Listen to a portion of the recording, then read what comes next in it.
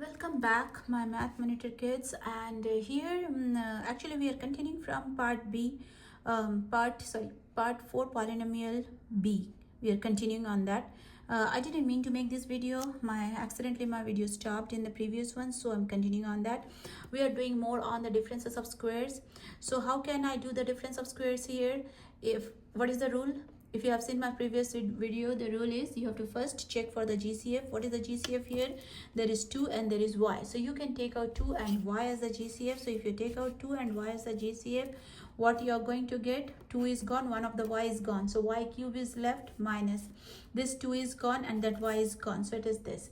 You can do it from here as a cube, 0.1 cube. But if you're not confident on that, you can convert this as a fraction. So I converted it as a fraction, y cube minus 1 over 1000, which can be written as 2y. 2y is the GCF, y cube minus 1 over 10 cube, right?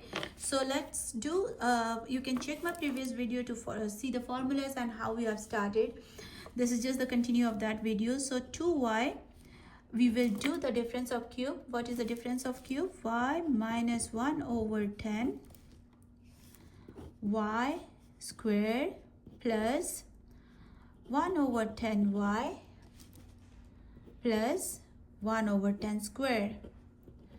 Since the question was in decimal, you can leave your answer in decimal. So this is like this. I'm leaving my answer in decimal.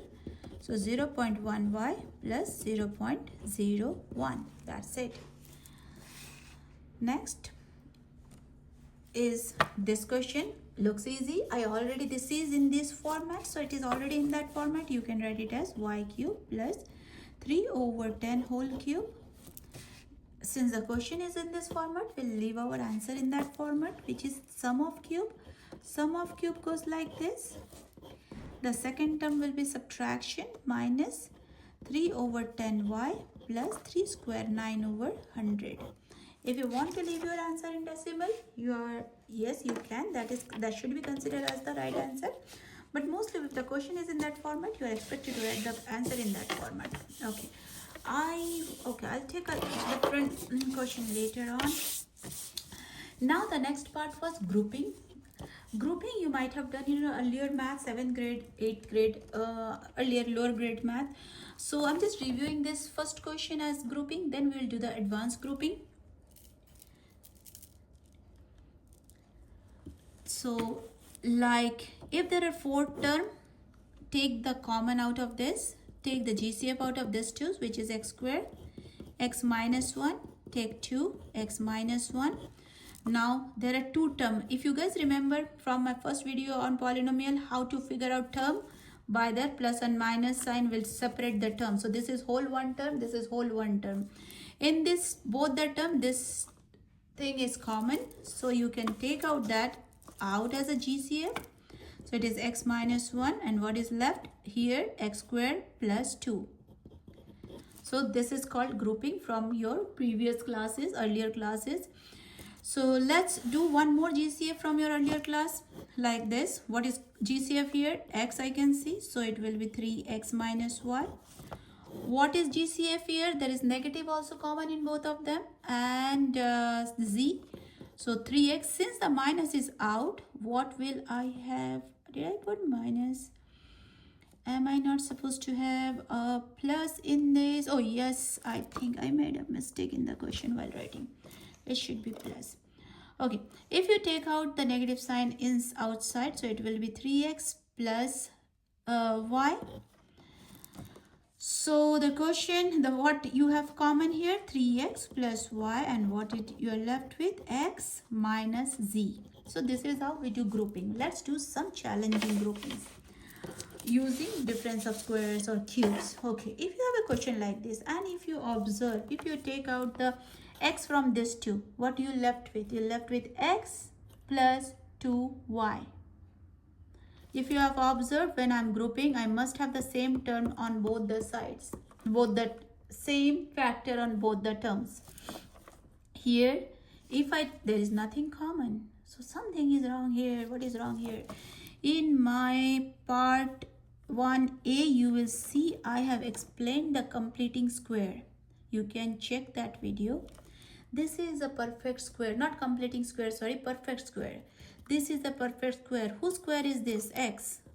Whose square is this? Y. If I multiply this 2 by 2, I will get 2xy. So this is a perfect square of x plus y whole square minus g squared. Now this is in the form of a square minus b square. So we can do a plus, this whole term is a minus b, a plus b. And this thing I have explained is difference of squares in my previous video, which is polynomial part 2b. Let's do one more. It is exactly similar kind of question. What is the difference here? How to figure out which one is the perfect square? See, y squared, this is xz, so that means it should go with this. So what I am doing here is I'm taking the negative sign outside for this whole three terms.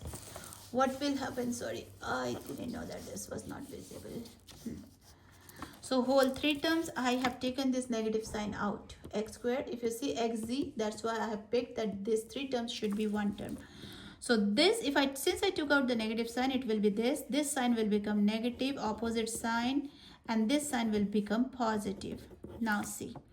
So this is, whose square is this? Y, z, and there is a negative sign. If I multiply this 2 by 2, I will get the middle term. That means this is y minus z whole square. This, now it is a square minus b square. So a minus b, when I'm doing a minus b, this whole thing is subtracted, means this sign will change. And a plus b sign is not changing. Observe, the sign has changed. Here the sign has not changed because it is plus. One last, the similar complicated question, but right now I think you guys can figure it out. They have given it in this manner. You should be smart enough to juggle all these terms and figure it out where they should be placed properly. XY term, that means x, y, and this term should come together. What are these terms? X square minus 2, x square minus 2x square plus y square. So I took all the xy term together minus z square. Now by this time you must understand whose whole square is this. From there, now x minus y minus z, x minus y plus z. Sorry, it was not visible.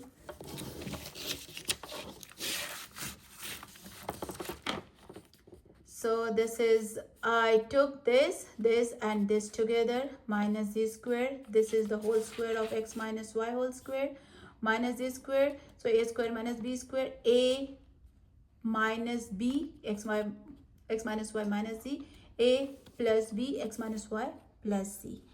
One last complicated question or advanced math I want to go over is this. How about this question? 56 x to the power 7 minus 7 x y to the power 6. Take it as a challenge question. Try to solve it by yourself. If you cannot, then come back and check the video. So you can take out the GCF as 7 and x. What is left with? 8 x to the power 6 minus y to the power 6. Let's see how can I write this one. X. 2x square to the power 3. See, 2 cube is 8, x 6 minus y. I need 3 outside, so I'll put y square cube. Now this is a cube minus b cube. From here, I think you guys are smart enough to do it.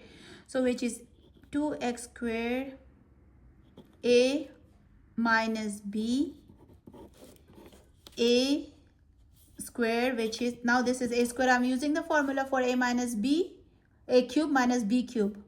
So a minus b, a square, which is 4x to the power 4, a square, plus ab, 2x square y square, and plus b square, b square, b square, this square. So b square will be y to the power 4. And that is it. This is the final answer for this challenging questions, and I hope you guys got it. If you have any question, you can check my previous videos on the factoring. Thank you very much. Have a nice day, guys.